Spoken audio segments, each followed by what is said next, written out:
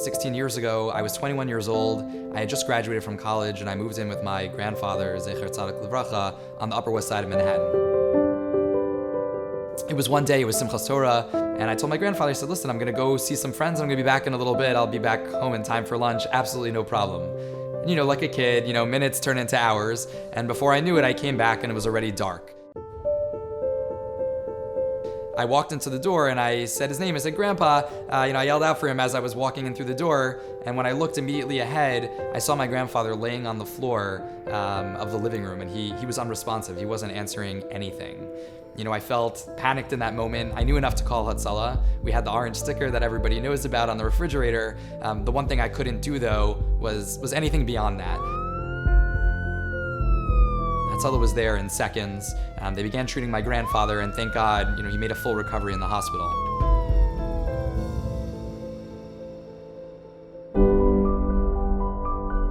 At that moment in time, though, I really made a promise or a vow to myself that, not only would I never put myself in a position where I couldn't help my grandfather or somebody in my family, but I never wanted to be in a position where I couldn't somehow help other people.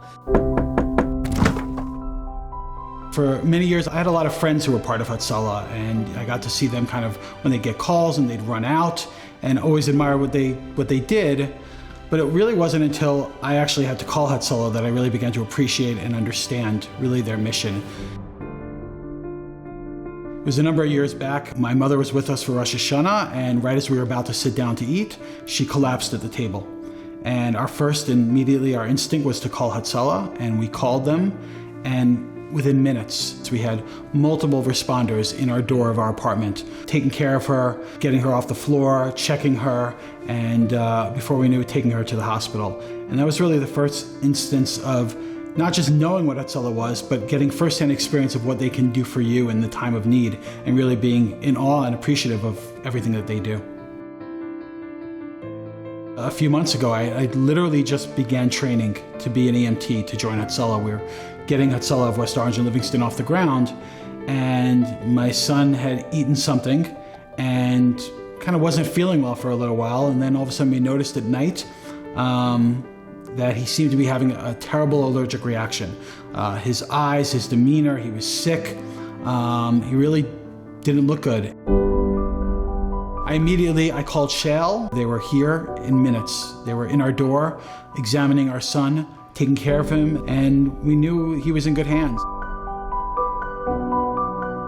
Really just seeing how we can play a role, how we can help members of our community the way they were there for me. It really drove home and made me feel so secure in my mission in joining Hatzalah of West Orange and Livingston and doing this training and being here for members of my community the way they were here for my son and the way they were there for us.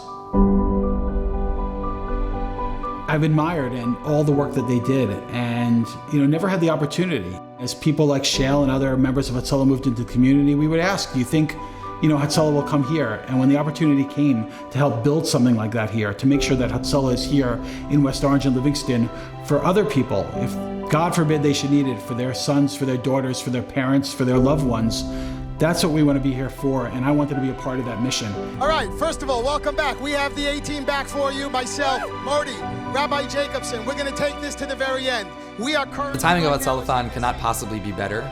The beauty of what we're able to do through Hatzalah-thon is reach people beyond our local communities. We're reaching folks all around the country, all around the world. We have friends and family that are donating from Eretz Yisrael, Canada, and across the board.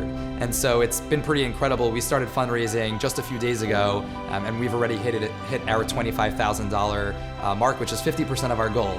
So we feel really good about achieving our goal, maybe even expanding it, and really grateful for the opportunity to have a platform that's this strong.